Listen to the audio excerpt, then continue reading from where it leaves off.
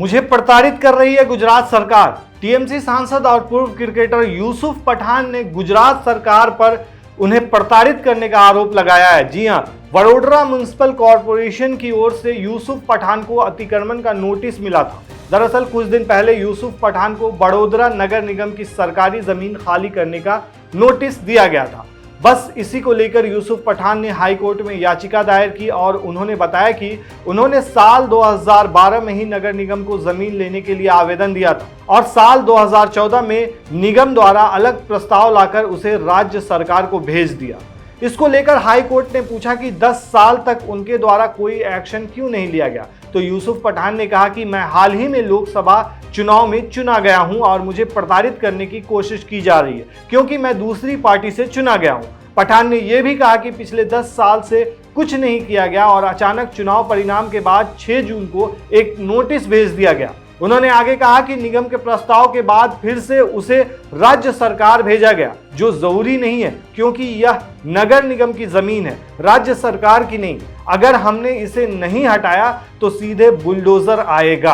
अब समझना जरूरी यह है कि आखिर ये क्या है पूरा मामला, जिसको लेकर यूसुफ पठान और एक तरह से नगर निगम के बीच जो तीखी नोकझोंक जारी है। ये क्या है पूरा मामला? दरअसल भारतीय पूर्व क्रिकेटर और टीएमसी सांसद यूसुफ पठान को 6 जून को सरकारी जमीन से कब्जे को हटाने के लिए नोटिस भेजा गया था। इसके बाद नगर निगम के पूर्व पार्षद के जरिए इस जमीन पर कथित तौर पर किए गए कब्जे को अवैध बताते हुए नगर निगम से एक्शन लेने की मांग की गई थी। इसके बाद यूसुफ पठान को नोटिस भेजा गया था। आपको बता दें कि यूसुफ पठान ने 2012 में एक जमीन को लेकर आवेदन दिया था, जिसको वडोदरा नगर निगम ने मंजूर भी कर लिया था, लेकिन राज्य सरकार ने जमीन की इस बिक्री को खारिज कर दिया था। सरकार के जरिए वडोदरा निगम को जमीन घेरने के आदेश भी दिए गए थे, लेकिन तब तक यूसुफ पठान ने उस जगह को अपने कब्जे में ले लिया था। इसके बाद ही उन्हें ये नोटिस जारी किया गया है।